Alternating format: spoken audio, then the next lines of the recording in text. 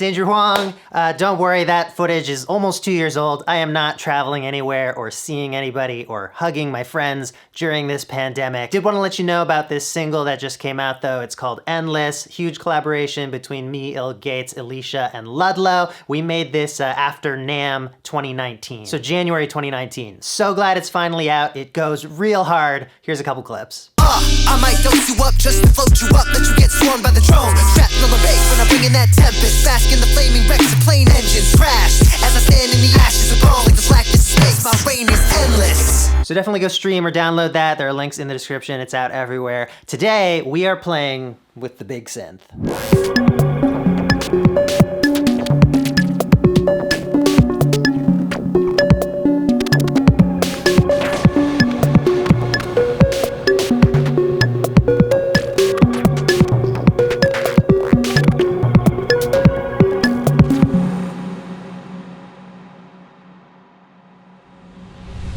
So I love this patch. I've had it on my system for like 2 or 3 months, just tweaking it, finessing it, enjoying it. And today's the day I'm actually gonna record it out and unpatch it, and it's gonna be gone forever. But since I recently dropped that video on polymeters, I thought this would be interesting to share about because there are 4 different time signatures happening in this patch. And even though they're all there, they're all interacting with each other, it's very polymetric.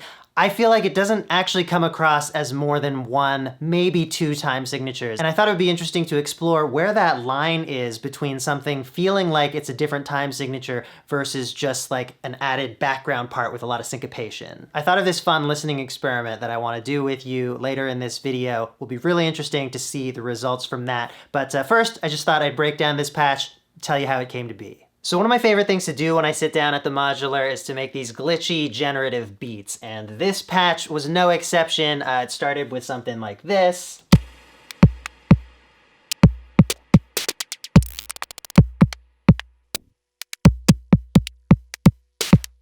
Just a bunch of tight little sounds at completely random rhythms, just all synced to 128 BPM. Some of them getting delayed or reverbed or downsampled, little effects like that. But yeah, actually at this point, I wouldn't even say there is a time signature. A lot of these sequences are just constant 16th notes, but with skippers in the chain somewhere. So like Pamela's New Workout or Branches, these kinds of modules will let you dial in how often a trigger actually goes through. So if you send just a constant stream and you skip about half of them or something like that, you can just get these very random rhythms. I've also got this Bafako burst generator in there, which occasionally adds just quicker glitches that aren't connected to timing at all. It's just like, do different speed, fast stuff every once in a while. Now, one element that can kind of congeal all this stuff together into something that your ear can grab onto better is a backbeat, like the snare on 2 and 4, or in this case, a rim shot. Kind of a rim shot, kind of a clave. This is a sound from the End Times Quark module. With this sound on beats 2 and 4, all of a sudden, we're in 4/4 time, and everything else is just a syncopated rhythm in 4/4 time.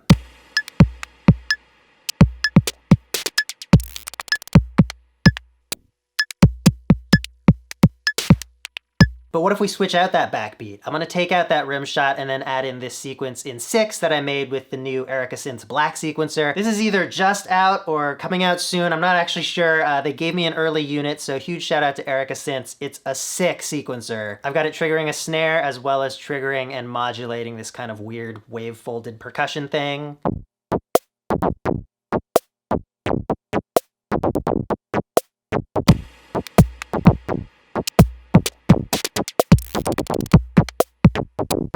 So now the feel is very 6, and all that background glitchy percussion stuff is just syncopated stuff in 6. So now let me know how it sounds to you when I have both the 4 and the 6 parts going at the same time.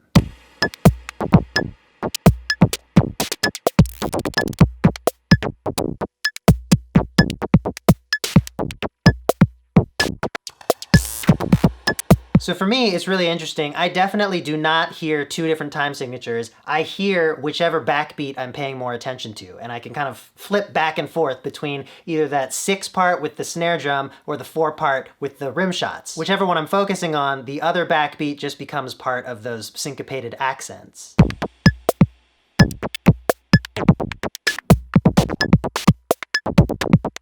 Okay, so that's the first listening experiment. Now here's the one where I'm really interested to see if your experience is the same as mine, because I ended up adding a melodic sequence in 9 on top of all this. And for me, the 9 absolutely takes over. If that's in the mix, it's 9 to me, and everything else becomes the syncopation, including the 4 and the 6 stuff. And so then I started thinking, well, if the 9 absolutely does take over for whatever reason, what happens if I fade it in from 0?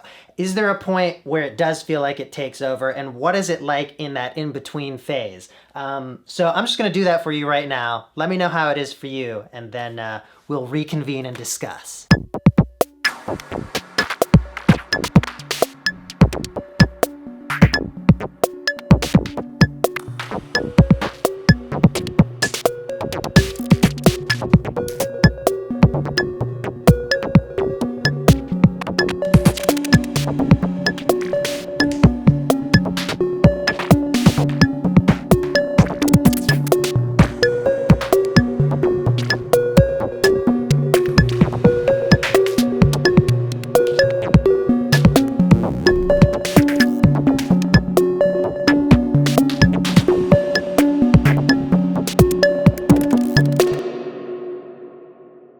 So leave a comment, let me know what that was like for you. For me, I start off hearing it in 4 and paying attention to that backbeat, but as soon as I start to recognize that 9 melody, it completely takes over, and I can't hear it in any other time signature. Everything else just becomes those syncopated accents. So I'm curious to know if that's similar for any of you. My brain seems to definitely not want to hear more than one time signature at a time. Like even when they're evenly matched, like with the 4 and 6 before, it does have to pick one or the other. And in the case of this 9 melody, it has no choice in hearing it any other way, and I think that's due to how repetitive it is. Like it's just the easiest thing to grasp onto. And I also wonder if maybe I start hearing it in 9 earlier than you might because I'm more familiar with the melody. I've been listening to it for a couple of months. This is all conjecture, but I'd be interested in your thoughts on it. Now I'm gonna add in another time signature.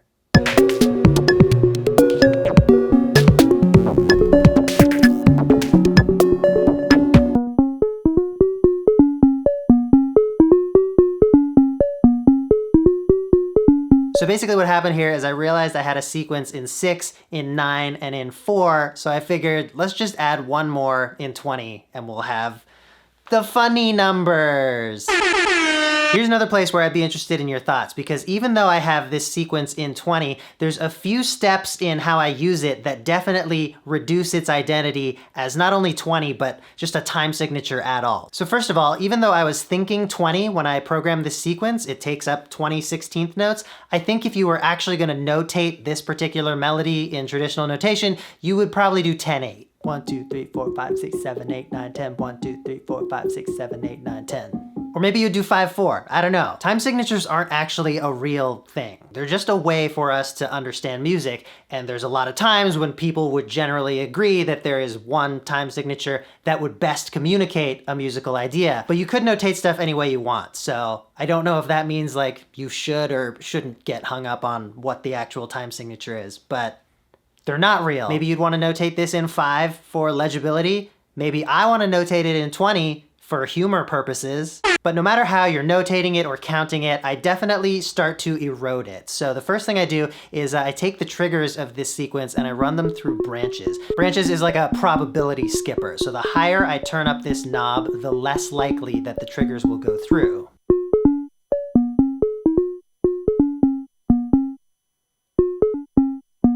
So now with close to half of the notes in that sequence being randomly skipped, even though it's still repeating the exact same way, it takes a little more to figure out that there actually is a pattern. And I don't know, maybe depending on what kind of a listener you are, you might not know that there's a pattern at all.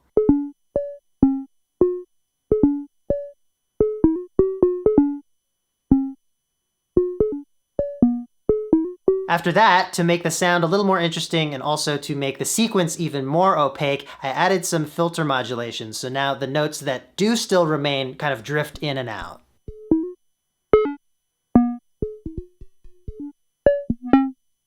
And then just for some extra fun and glitches and stereo goodness, I ran it through DataBender.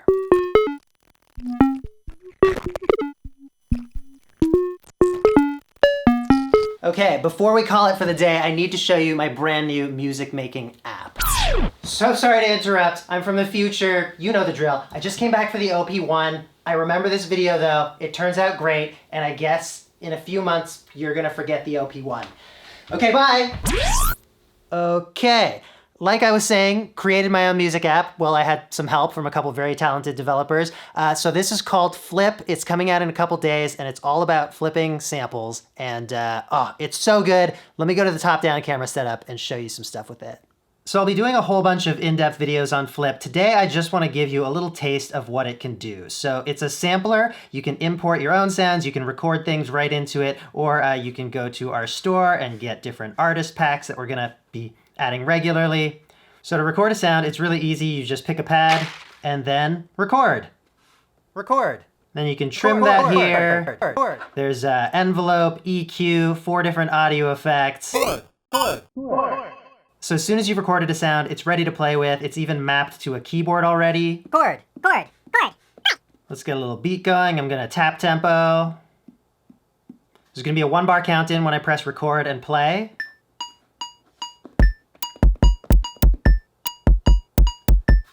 So I just put down a 1-bar loop with a kick and a hi-hat, and those are accessible in the sequencer. I'm turning off the keys tab, and then I can choose which channel I'm looking at. So here are the hi-hats that we put down. And on the kick channel, gonna have to look for them because this is a full 10-octave piano roll, but there they are. Obviously, you can navigate around here, you can zoom in, you can move notes, you can resize them. You can even create some polymetric stuff similar to what I was doing in this video because all the loop lengths can be different. So let's extend this kick drum out to 1.5 bars. I'll add an extra note there. What's another sound we can use? Let's make a weird 5/16 note rhythm with that sound.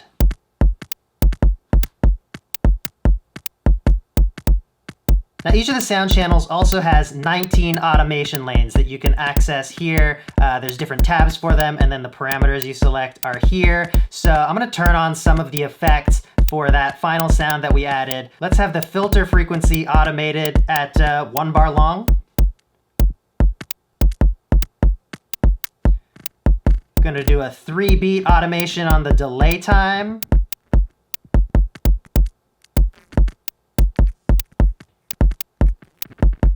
Actually, I could just hit randomize for that automation curve. Or if I want, I can even do a quantized automation. And it could be randomized in a quantized way. Maybe we could add a melody in. Let's just record. Let's just record some whistling over top of that dumb sound.